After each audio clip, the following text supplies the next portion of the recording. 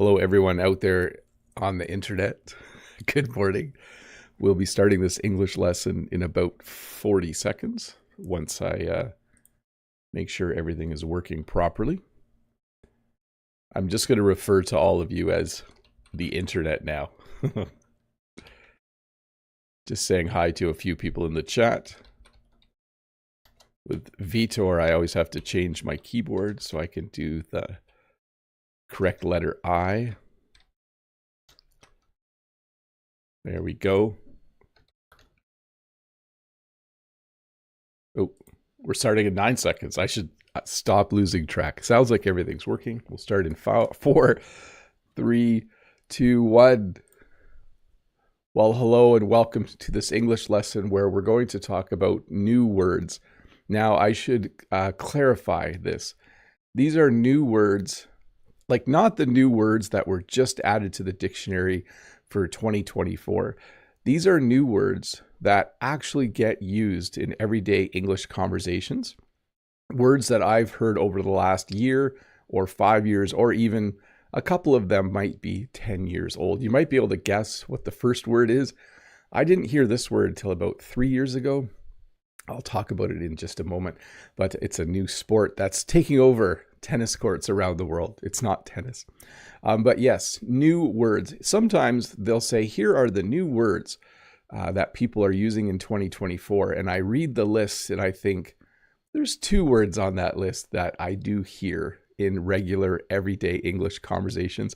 And the rest I don't actually hear. Even I think as someone my age, maybe there's some I don't hear, but I do work in a high school. So my feeling is I would probably hear most of these new words. So anyways, welcome to this English lesson about new words and phrases. It's about 25 new words and phrases that are actually used, in my opinion, by English speakers in Canada, in my area. Hey, I do want to say good morning to Key Park, Paco-san, Mode Eggs, Alpay, Cat Diary, Gorav, Tala, Haki, Cat Diary. Did I say Cat Diary already?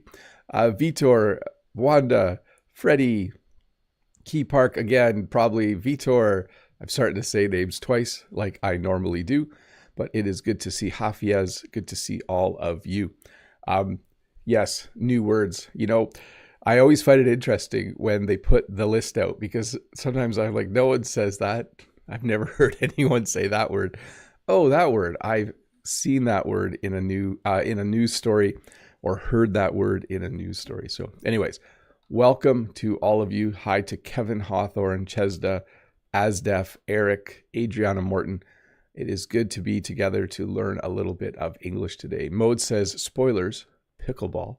It might be the first word. We'll see. Who knows? A few things before we start. Please use the chat for enjoyable English conversations with each other. Please don't speak in your own language or type in your own language. Use it as kind of reading and writing practice. Also, if you have a question, there is a link in the description below, and Nightbot will share the link every once in a while. And as well, members of the channel can type !link, and that link will pop up. I will go through slides and talk about each one clearly, and I will pause to answer questions about every 10 minutes or so. That's how it works. So welcome. Let's get started. Pickleball. So pickleball is a new sport. Well, relatively new. It was new to me about 2 or 3 years ago. It's a sport that looks like tennis, but it's played on a much smaller part of the tennis court with a different net. I think the net's a little bit lower. You can see here the paddles look kind of flat, and the ball is actually, I guess it would be called a wiffle ball. Like, it's not like a tennis ball where it bounces really good and you can hit it really far. It actually goes a little slower. Even if you hit it really hard, it goes a bit slower. But pickleball has, like when I look out at the tennis courts at our school has tennis courts, yes. Usually people are playing pickleball. Maybe it's half and half, but pickleball, a fun new sport. And it was originally played, I think, by older people who are 50, 55 plus, but now it's played by a lot of people. I think our school might have a pickleball tournament at some point, and people of all ages will come. Mid. So this is a word that I have heard quite a bit. Those shoes are so mid, or that teacher's kind of mid. It means that the person you're talking about is just average, or even a little bit below average. Like, hey, do you like my new shirt? It's kind of mid. It means you don't hate it, but you don't like it. I don't use this word. By the way, I should also mention that these words, I think a third of them aren't even in the dictionary, or at least not in Google's dictionary for spell checking. So these are words that I have heard. How was the movie? It was kind of mid. It means it was okay, but it wasn't amazing, but it wasn't a total bomb. So mid, just average. What's Bob like as an English teacher? He's kind of mid. I actually think this phrase might be from the much older and longer phrase, fair to middling. You might want to look that one up. It's an older English phrase that means the same thing. Coffee badging. So this is why I'm doing this lesson. There was a news article in my news feed that said people are starting to coffee badge. People are coffee badging. And I'm like, I don't know what this is, but I'm reading it, so I should know what this is. Apparently, this is when you've been working remotely and your work says you have to start coming into work. So you go to work and you make sure everyone sees you and you have a cup of coffee, and then you just go home and work from home. This would not work at my place of work. I have to be there for 3/4 of the day. I'm part-time. If I went to work, said hi to my boss, walked around so everyone saw that I was there drinking a coffee, and then just went home, I would lose my job eventually. I would at least get what is referred to as a talking to. I would get a talking to if I did that. So coffee badging. New phrase for me just this past week. Saw it in a news article. Apparently, some people are doing it. Greedflation. So this too is not a proper word, but you have inflation when the price of things continually goes up. In Canada, we had really high inflation for a year. Things were becoming more expensive. Greedflation is when the price goes up, but there's no reason other than the store or the business owner is trying to make more money. And greedflation can happen when there's inflation because they think, the price of everything's going up anyways. Let's charge $1 more for our apple pies or whatever it is you are selling. So you can see it is a combination of two words. Greed. Greed is when you just want lots of things. You want lots of money. You just, that's how you think. And inflation is when the price of things normally goes up over time. Deepfake. So again, these are not brand new words. These are words that I have heard and have started being used in the last year or 5 years or 10 years. Deepfake, I probably heard about 3 or 4 years ago. A deepfake is when you take someone else's face and you put it onto a photo or into a video. I'm afraid at some point there will be English lessons on the internet where people will deepfake me. So it will be a lesson I didn't make, but they'll use my face. You can see here in the far picture, that's not Tom Cruise, but in this close picture, it certainly looks like Tom Cruise. So deepfakes, relatively new term. They're kind of worrisome because we don't want people to create fake videos of important people in the world. And that's already started to happen. People will take a politician's face and create a fake video, a deep fake of them saying something they didn't actually say. The GOAT. So GOAT, of course, is what's called an acronym. So we're not actually saying Messi is a GOAT, like a billy goat. We're saying he's the greatest of all time. So G, greatest, O of A, all, T, time, greatest of all time. So when you are the GOAT, it means you are one of the best people in your sport or at work or in a certain career. Matt Damon is the GOAT when you talk about actors. He is the greatest of all time, in my opinion. This might cause controversy. Some people don't agree with this, but I would say he certainly earned this title of being the GOAT, the greatest of all time. Generative AI. So you've probably read this term. Generative AI is artificial intelligence that creates things. Either it creates a piece of writing or a piece of or a photograph. When you look at this photograph, you can kind of tell that it was made by AI. Now, I turned up the settings when I did this, but you can see these leaves don't quite look realistic. Let's get really big on this. You can see the leaves, especially to me, look like, okay, this was made by AI. So the word generative refers to, it is generating, okay? So it's generating something. And that is probably just in the last couple years, we've started to see this term a lot more. Tiny house. So this is one that's probably more like 10 years old. A tiny house is a really, really small house, and it's usually built on a trailer. So it's not like a camper trailer. It's an actual house. I picked a bad picture though. If you look behind the chair, you can just see that there are wheels. So a tiny house is a tiny, tiny house on wheels that you can park somewhere and you can live in. There was actually a tiny house on my property for a while. If you look back 2 years, you'll see that my son had a tiny house and he lived on my property in his tiny house. So a tiny house. Again, this isn't like a camper trailer that you take to campgrounds, like a white camper.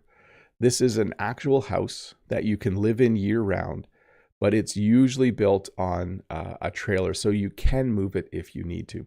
It doesn't have to be on a trailer, but most of the times when I think of tiny house, and there are TV shows about these as well. You can watch shows like, I think it's called Tiny House Living or something like that, where they show you different tiny houses. Hey, I need a drink of water, and we need to answer some questions. Let me see what kind of questions we have here. First one is from Renata. Hello, Bob. Do you play pickleball in Canada? It seems like the US is always coming up with new sports that the rest of the world has never heard of. Have a great day. I haven't really, I've never played an official full game of pickleball. I've hit the ball a little bit, but I should do that at some point in time. I should play where we keep score, and I should try to win. My school, they're actually having a little pickleball tournament right now, but I didn't sign up for it. I should have. Virgin in the chat says, Jen's chickens are living in a tiny house. Yes, in some ways you could say that. Yeah, they have a little tiny house. Okay, next question. Where am I here? From Ruslan. Hello, dear teacher Bob. Looking at the lessons vocabulary, I realize I don't know English at all. Thank you for your great lessons and positive vibes. Yes, no problem. I should have included the word vibe because that's becoming popular again. So yeah, it's interesting, right? Every language over time gains new words. Unfortunately, some of your new words might actually be English words. That's kind of how it works sometimes. From Young. Hi, Bob. I'm learning English by watching more old series like Friends. I find it easier. Do you think I should watch more current series to learn new words? Yes, although Friends is, I still think, pretty good because there's a lot of conversation between people. Whereas if you watch like a police drama or something like that, there might be long scenes where there's no talking. With Friends, there's a lot of talking. But yeah, you should watch newer shows for sure. This is from Ribaz. Hi, dear Mr. Bob, from Kurdistan, north of Iraq. My question is off topic, we would say. But what makes you happy and comfortable in Canada? Yeah, I have benefited from living in Canada in the sense that I have a nice job. I don't make a lot of money, but I make enough money to pay my bills. So I can pay my mortgage, I can buy gas, I can buy groceries. Jen and I can do something fun once a month. So what has made me happy and comfortable? I think for me, having a job is very, very important, and I do really enjoy that. From a random Mexican, hello, Bob. What does the word sus mean as an adjective and as a verb? For example, that looks sus. It means suspicious. Like that looks suspect or suspicious. I better look it up because I am old. Let's see what Urban Dictionary has. Suspicious. Yes, you've been acting pretty sus with being pretty suspicious. That's how I would use it. But I wouldn't use it. But I do hear it. I should have put it on the list, actually. That is pretty common. Liam, could you please explain how can greedflation and coffee badging be related? They're not really. Although if people aren't working as hard as they should at their job, eventually their business has to charge more for whatever they're doing. And that would that would certainly cause prices to go up. Barnana says, hello, Bob. Did you know that Shohei Ohtani did today in Major League Baseball history? What an incredible day. Yeah, so 50 home runs and 50 stolen bases, I believe, is what Ohtani did. So very cool. Very, very impressive statistic. He went into beast mode. I'll talk about beast mode in a little bit towards the end.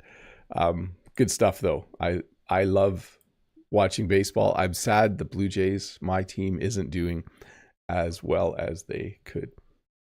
Okay, let's get back to the slides. Let me have a sip of water here. Let me read the chat for a bit first. The question is, do you regularly start YouTube Live? If you do, what time do you start? A little fix there. Sorry, I'm not good at English, Bob. I want to learn it. Every Friday morning at 7:30 a.m. Eastern Standard Time. That's like my regular live stream time slot. Once I did it on a Thursday. Once a month, I do it on Saturdays. But the regular time slot is every Friday morning, 7:30 a.m. That's right now. Yeah. Mode says, yes, sus is short for suspicious, boober. Yes, that's a great response. Okay, boober. Let's see here. Alina says, I'm from Iran. You helped me a lot with my English. I've been studying English for 4 years now, and I am 14, about 10 years. Well, that's very cool. That's a lot of studying. And Etienne says, just enough money to have peace of mind. That's where I think the sweet spot is. I think that is a good spot to be. Okay, let's get back to the lesson. Here we go. Doom scrolling. So I asked Jen if she knew this word and she didn't. But I have heard this word and I have seen this word in a couple of news articles. Doom scrolling is when you take your phone and you go on TikTok or you go on YouTube Shorts and you sit like this.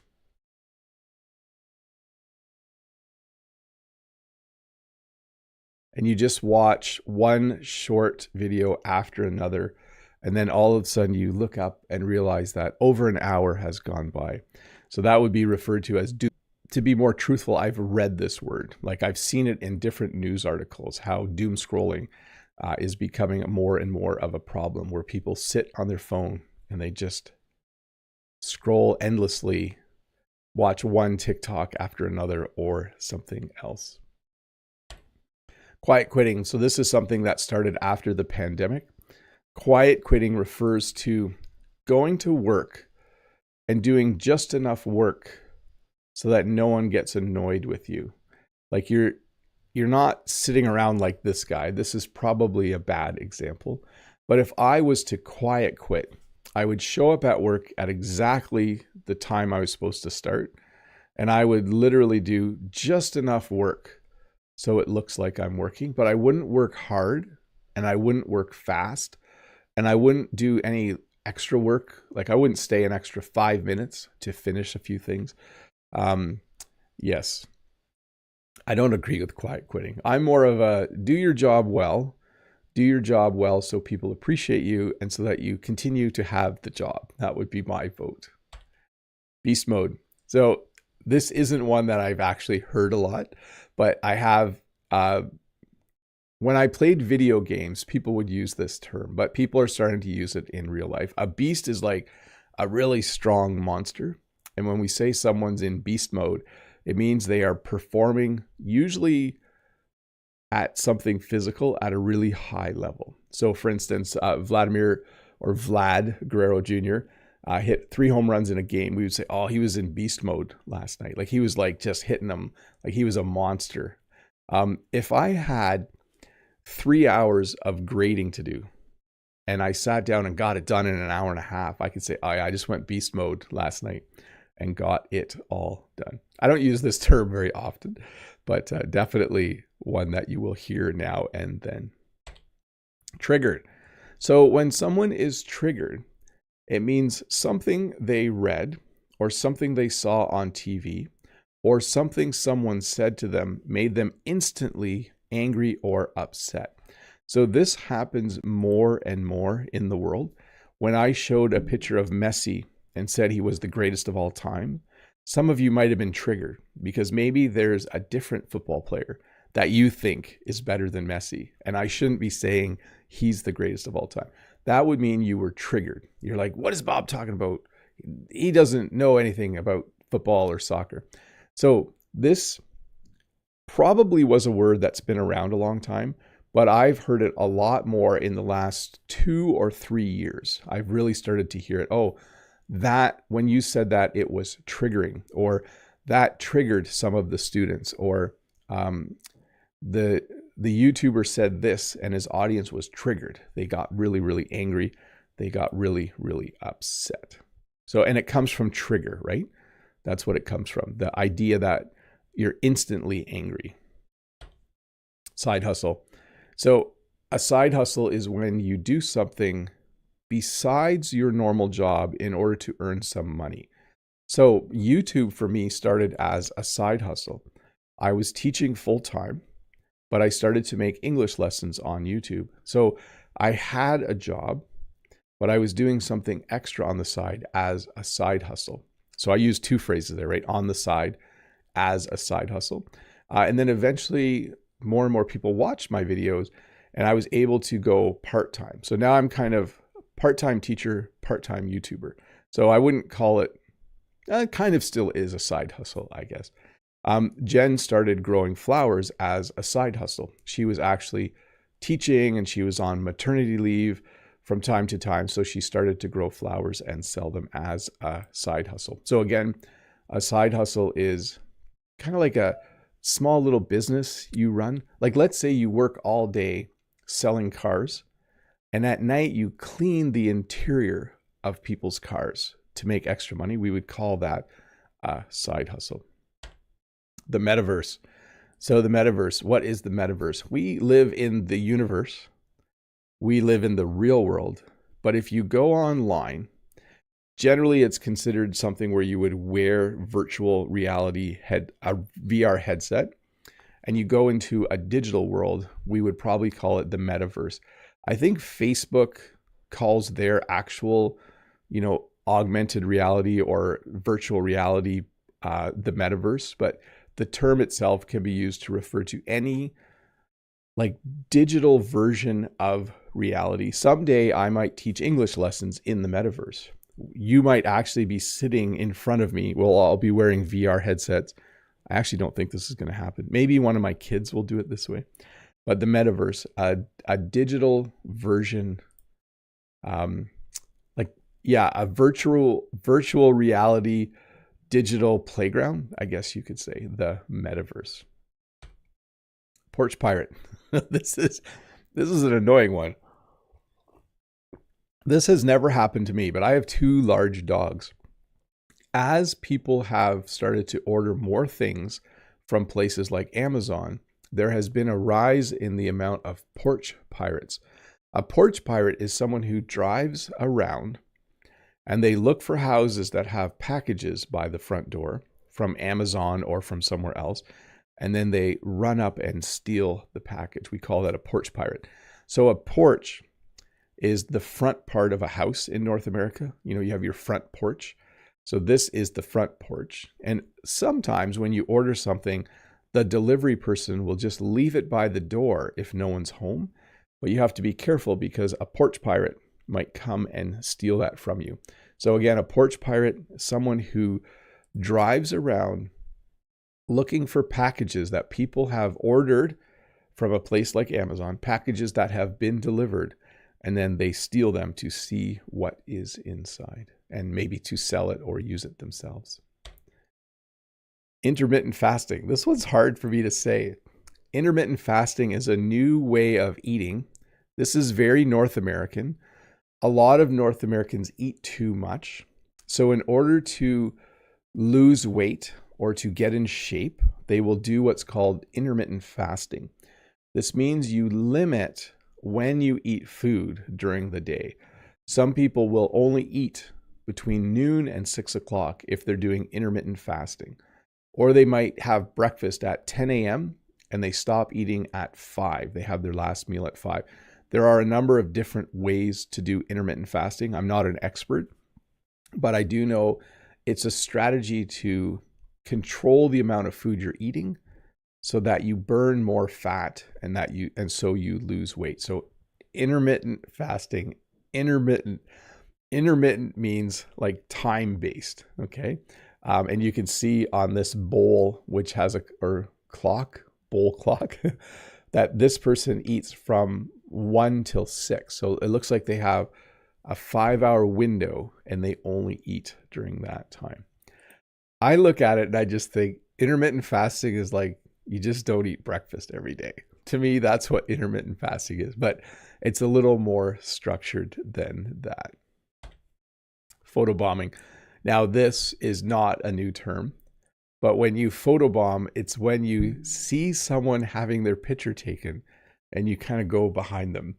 It used to be you tried to put bunny rabbit ears. People used to do that sometimes. But you can see this guy is photobombing this family. So they're at the beach. I think it's the beach. They decided that they would like to have their picture taken. And then this random person just jumps into the photo. So we would call that a photobomb. This does happen at school sometimes. Sometimes I even do it to students. I see them taking a picture and I walk behind and I just make a funny face. So photobomb, to jump into a photo as it's being taken uninvited. That would be how I would describe what a photobomb is. Selfie. So this is an old one. I think selfies have probably been around for 15 years or longer. I don't know when the term itself started, but a selfie is when you take your camera and you take a picture of yourself. So you see the word self in it. You can take a picture of yourself. Jen and I took selfies before phones existed. They weren't very common, but sometimes we would hold the camera up ourselves if we were on a trip. When we were young and did crazy fun things before we had 5 kids, when we went somewhere, sometimes we would take a picture of the two of us ourselves. We would use the timer or push the button on the camera and take a picture. But a selfie is when you take a picture of yourself. That is what a selfie is. So you can see the word self in it. Yeah, very cool. Sorry, I lost my train of thought there because I was doing 2 things at once. Let's do members only chat. So if you don't know what members only chat is, it's when members can ask questions directly in the chat. Let me get that turned on. And for everyone who's not a member, you do not need to leave. The lesson will continue in about 7 or 8 minutes. We're going to do a short one today. And you can also follow along, and I will keep answering questions from the forum. So let's do that first while we wait for a members only question. I will read the chat for a bit. Is Brent watching this live while at work considered quiet quitting? No, it's professional development. Whenever teachers observe other teachers teaching, it's professional development. Teachers are the best at justifying almost anything they do as being good for their job or as working. Like if I went skiing, that would be professional development. I would be learning about mountains and the sport of skiing. I would be learning so much that I could then use in my teaching. So everything in our school, we say everything is professional development. So good job, Brent. You are doing great. Eric says, good morning, Bob. Is it disrespectful to call a teacher by his first name? Some people say yes, and some people say that even teacher could be disrespectful as well. In my school, students call us by our last names, like Mr. and then last name. So I would say, for me, maybe because of my age, my expectation is that there is some decorum and some formality in the teaching. I am still the teacher. I think it's a show of respect. That might be an old-fashioned feeling. If I was teaching a night class to adults, like if I was teaching an English class at night, and if the people in my class were age 20, 30, 40, I would tell them to call me by my first name. But what might end up happening is they might then call me Mr. Bob to still show some respect. But yes, it's generally not a good practice to call a teacher by their first name. Unless they say it's okay, but at my school, no. Brent from American English with Brent says, we are still in homeroom. Students are still arriving. My first class begins in 8 minutes. Yeah, that American system where you have to be there so early, not really good. Lolly says, I practice intermittent fasting, 16-8. So that probably means that Lolly eats for 8 hours a day, maybe 2 meals, maybe 3, and then for 16 hours doesn't eat, which is supposed to be quite healthy. You know, when like 100 or 200 years ago, we probably ate that way because we were so busy working. Brent also says, but I'm not teaching today. Bob is going to teach my class. We're going to watch this live lesson. Well, there you go. Are you sending me money? Mode says, I'm just kidding, Brent. Mode says the economy right now is in its flop era. It's going broke. There you go. Slang phrases for this lesson and one word from Tuesday's video. Sorry, I'm going to switch the word giving to going. Yes. We sometimes say it's a dumpster fire. The economy is a dumpster fire. How else would I phrase it? Actually, in Canada, there's hope. As of yesterday, I think they dropped interest rates and things might be getting a little bit better, Mode. So hopefully we see the entire world turn around. Hafia says, that's like hitting 2 stones with 1 bird. Doesn't sound right or something like that, says to Brent. Yes. John says, hello, Bob. No question today. Just so you all know, everything is going real great with the baby. Oh, cool. Last Wednesday, we reached the 17-week mark in the pregnancy. You're moving along. That's very cool. So looking forward to hearing when everything, looking forward to hearing when the baby arrives. Freddie Wolf, Bob, have you ever heard about cheapflation, same price but less products, or shrinkflation? I should have put the word shrinkflation on here. The other day we bought a box of crackers and when we open the box, the top part's just air. That's what's called shrinkflation. Or when the box was 300 grams and then it's 250 grams and then now it's 200 grams. Shrinkflation. In Canada, words that came out of France for 2 or 3 years. Merci beaucoup. C'est génial. No problem. Wanda says, hi, Teacher Bob. What's the meaning of force quit? Thanks. I don't know. Like, I use force quit on my MacBook when software isn't behaving, but I don't know it as a common term. Perkins says, would using furthermore in a sentence be formal a lot? Can you give an example? Furthermore is very formal. Like if I was to say in the chat, please have English conversations. And furthermore, please make sure that you don't ask me it basically means in addition to, and pretty rare to hear it used in everyday speech. Thanks, Brent, for gifting the membership to Evasion. Very cool. Nice to see. And then Brent says, thanks for teaching my class, Bob. No problem. I should just pause and say hello to Brent's class. If Brent's class is watching this, hi, Brent's class. I'm Bob the Canadian. Brent and I met via YouTube a few years ago, and we have become friends. And Brent's visited me once, and I visited Brent once. And next year, we're in the early stages of planning a trip to the middle of America. That's as much information as I'll give. Should be fun, though. If we do settle on that destination, Brent, should be a blast. Mode says, it's giving something is a very common slang phrase, Mr. Bob. You haven't heard that before. No, I'm too old for that one, probably. Lolly says, I don't eat for 16 hours. And after I eat a meal, 1 meal, OMAD, 1 meal a day. Got it. See, I know that term. John Wedge says, I'll send you a pic of the family when the baby arrives. Well, very cool. Mode says, the fact that you didn't know that is sending, oh, there's a heart behind the word. This is another slang phrase. Yeah. You know, it takes a while for slang to get into my vocabulary. Even though I hear some of the words, sometimes I choose not to hear them. And sometimes, like those phrases, students might not use them around me. And so I just may not hear them. Hey, I'm going to shut down members chat. If it seems like I'm in a hurry today, I'm not really, but I do have to stay on track here. So I'll keep an eye in the chat for a sec if there's another question. But I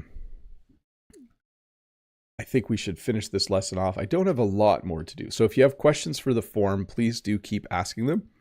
And let's get back to the lesson and finish it up.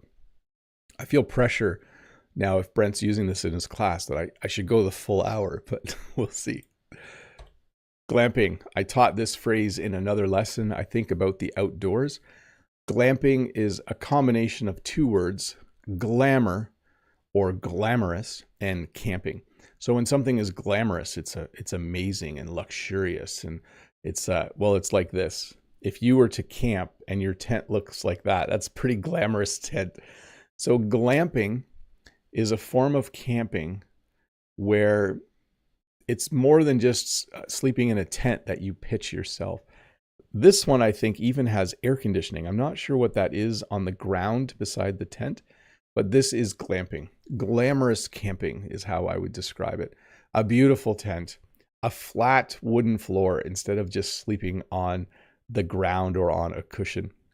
But definitely something I haven't done, but I think I've mentioned there is a place just down the road from me where you can go glamping, and they have yurts. You can go glamping in a yurt.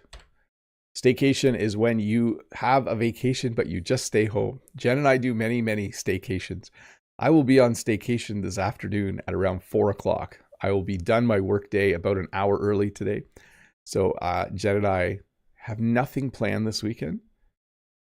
We could go somewhere, but we are just going to stay home. So a vacation where you stay at home, a staycation. This isn't a new word. This is probably 5 or 10 years old, maybe even 10 years old, staycation. But I have heard this word used quite a bit lately. Hangry. This happens to me quite a bit. This is not a real word, but people use this word.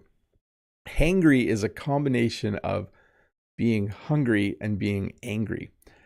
When I don't eat for a very long time, I get kind of agitated. Not angry, but I'm in a bad mood because I'm hungry.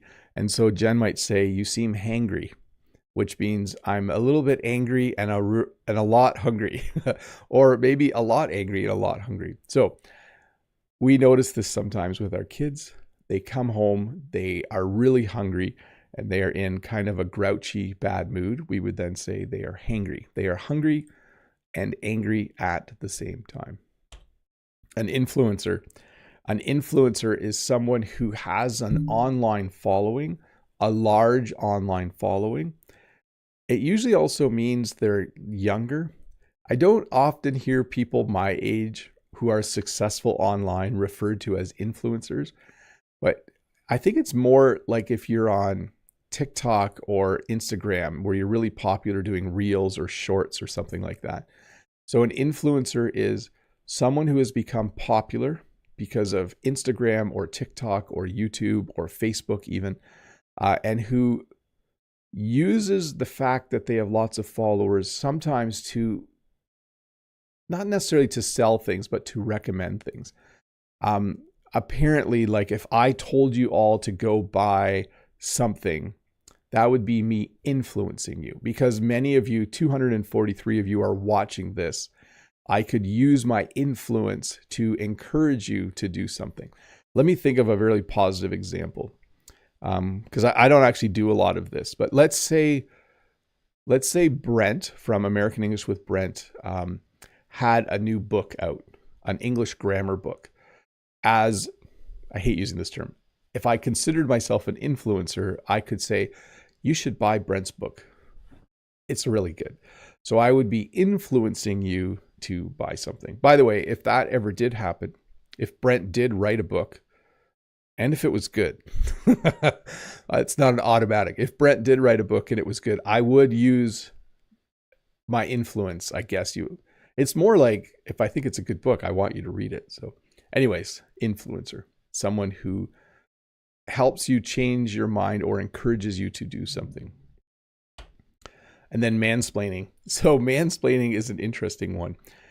This is when a man explains something to a woman thinking she doesn't know anything about it. So here's a good example. If you look at this picture, sometimes in the world we think maybe men know more about computers than women. I don't actually think that's true. I teach computer class. Often male and female students are just as gifted and talented as each other. But let's say this guy walks up and sees one of these ladies explaining something to the other lady without even waiting to see if they need help. If he starts explaining what the other person was explaining, thinking they don't know anything, that's mansplaining. He thinks in his mind, because he's a man, he must know more, which again is not true. So let me state that again. I have a lot of experience teaching students how to use computers, and both guys and girls are equally talented at using computers. There's no difference. Some of my best students have been female students in the computer world. But yes, mansplaining, like, it's like if a man saw a woman changing a tire on a car, and instead of helping or asking if they need help, they start telling them how to do it, even though the woman might totally know how to do it. That's mansplaining. Not a nice thing to do. Remember the word jerk from the last lesson? Someone who does that is a jerk. I just called someone a jerk right on my live stream. Hey, that is the lesson. I know it's only 8:10. I'm going to answer some questions for a bit. I'm just going to read Mohammed's comment. Hi, Bob. Visualize your student. Oh, let's see. Your students have to play shootouts. What would you say to them? I don't know. I had to sub a phys ed class this week, and I was kind of out of my depth. In English, when you're out of your depth, it means you don't really know what you're doing. Luckily, I should mention this. The second part of the lesson plan was the students were to go play pickleball. So I did get to observe pickleball as a teacher, but I didn't know how to coach it at all. Let me get some questions on the screen here. I have a few. Let's see. Where's my question? There's my question button. Henry says, hi, Teacher Bob. Would you use new, fashionable, or cool words during conversation with young students to demonstrate you're not far from them? Thanks a lot. So I might drop a word into conversation just for fun to make myself laugh, but I often don't, because sometimes first of all, some words come and go. So like new slang words that were popular 6 or 7 years ago are gone now. Like there was a time where I'm trying to think of I don't even want to get this wrong. So I don't do it very often because I don't always fully understand the word and whether it has other hidden meanings. So you don't want to accidentally use a word that has like a strange meaning that as a teacher you shouldn't be talking about. I like this comment. Manveer says, nice. Thank you. Hafiaz in the chat says, Bob is influencing us to buy blue checkered shirts. Yes, although some of my new shirts aren't blue checkered. They do have collars though. Freddie says, Brent, you need to write a book. Apparently, Brent needs to write a book now. Alina says, teacher, please say, what is your page on Instagram? So it's ENG Bob the Canadian, but honestly, you're better off just watching my other YouTube channel, Bob's Short English Lessons. It's the same content in both places. Mode says, I only have one blue plaid shirt. That style doesn't suit me well. Bob, however, slays every blue plaid shirt. Nice use of the word slay. Did not include that in the list. When you are wearing something cool and it looks cool, it slays. There's also drip. I don't know how to use the word drip. Like that's drippy. Can mean that you look very fashionable, I think. Don't quote me on that. That's for next year's lesson when I understand some of the new words. Furkan says basketball or volleyball, which one? Oh, I don't know. I like playing volleyball. And then Furkan also has the question here. Are you planning a trip to Europe soon? No. If you watch my video on money, it's not, Jen and I aren't quite there yet in terms of travel. That would be a big expense. Europe is an expensive place to visit, by the way. I don't know if any of you have, I know those of you that live in Europe maybe don't realize it, but it's quite expensive to visit.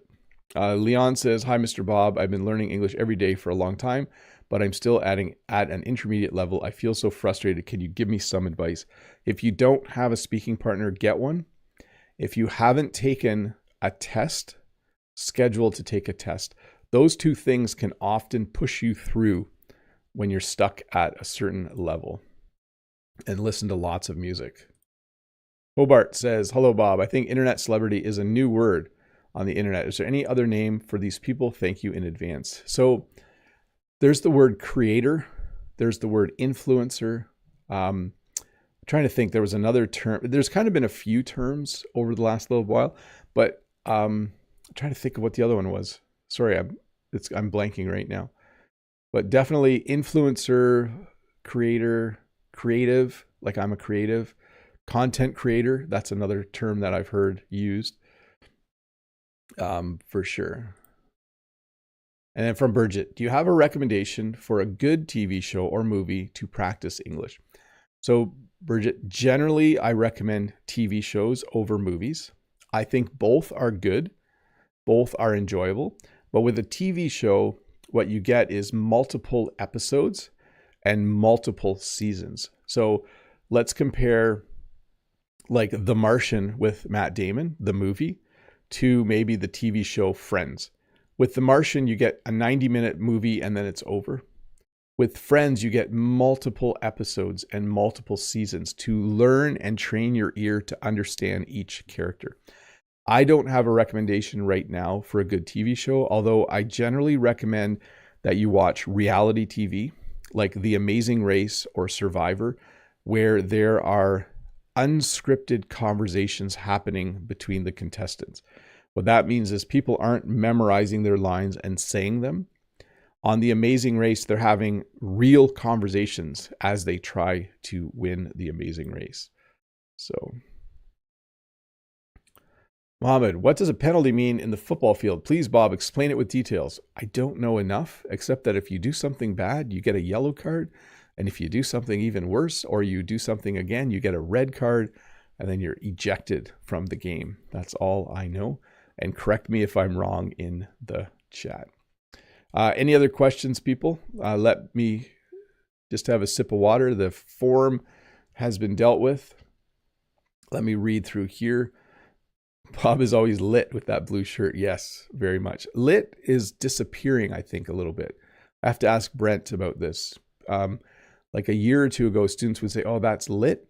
I haven't actually heard the word lately. And rad went away in the 70s. Mode says, Bob is so rad. Maybe that's a good description. But it is interesting. Like, I haven't heard someone say something is rad for 20 years, maybe 30. When I was young, people would say, right on. They would say, like, instead of saying that's cool, they would say right on. And I don't hear that as much. Languages come and go. It is an interesting phenomenon. YouTuber, Twitch streamer, yes. I think is a good idea. We have a connection here, even though we never saw, we never see each other. Anyway, Teacher Bob, any advice to achieve 8 in both reading and writing? Do a lot of reading and writing, but be very structured with how you do it. Like, read something where you can test yourself on it afterwards. And then do writing where an English tutor is correcting your writing. Like, simply doing a lot of reading and writing will help, but not as much as having some guidance. We have Who Wants to Be a Millionaire? Best show to learn English. Probably a good show. All of those types of shows are. Penalty is a fault in the 11 meters in front of the goal. Oh yeah, I don't know anything about. Maybe I'm speaking wrong. Who knows? Ask me about baseball. I know more about baseball. Hafiz, have to ask Brent. Didn't know Brent is the wisdom of new slangs. Yes, Brent teaches middle school And that's where all the slang comes from. Middle school kids, they invent new words. I'm joking here. Brent and I teach slightly different age students. So I teach students who are age 13 to 18. Brent teaches students who are like age probably 10 to 13 or 14. Like there's probably some overlap, maybe even as young as 9. I know, probably not 9, but Brent would know a bit better. So we teach similar age groups, but I teach slightly older kids than Brent. Anyways, that's the end of the lesson, everybody. I'm going to wrap this up. I am going to go to work because that's what I have to do, because I'm not quiet quitting. I'm not coffee badging. I am actually doing what I'm supposed to do. Go to work, do my job well, be appreciated. That's what I would recommend all of you do as well. Mode says, I think rad is starting to make a comeback, or at least that's what I noticed. The current slang version of right on is facts. Oh yes, or for real. And there's also bet for agreeing. Yes, I have heard that and wondered what they were talking about. We'll see if rad's coming back. Let's see. There's always, what I like checking is, I don't know if you guys know Google Trends. Google Trends shows you what people are searching for. And then you can see, so if we do, let's do worldwide, and the last 5 years, the word rad. It's slightly on the rise, yes. So anyways, if you don't know about Google Trends, you can search for different, it's what people are searching for in the world, and you can see if it's becoming popular. Freddie says, can you explain the rules of baseball? I tried to understand them, but I failed. So I don't know how long you can wait, Freddie, and I don't know if Brent's still here, but that would be a great lesson for Brent and I to do together. So we're going to see each other next summer, but maybe we can figure out a way to do an English lesson explaining the rules of baseball at some point in the future. I would need to do that video with an American, because baseball is the American pastime. It's like their game, even though I think we invented it. No, I'm just kidding. So that would be a great lesson. Brent, if you're still here, make a note of that.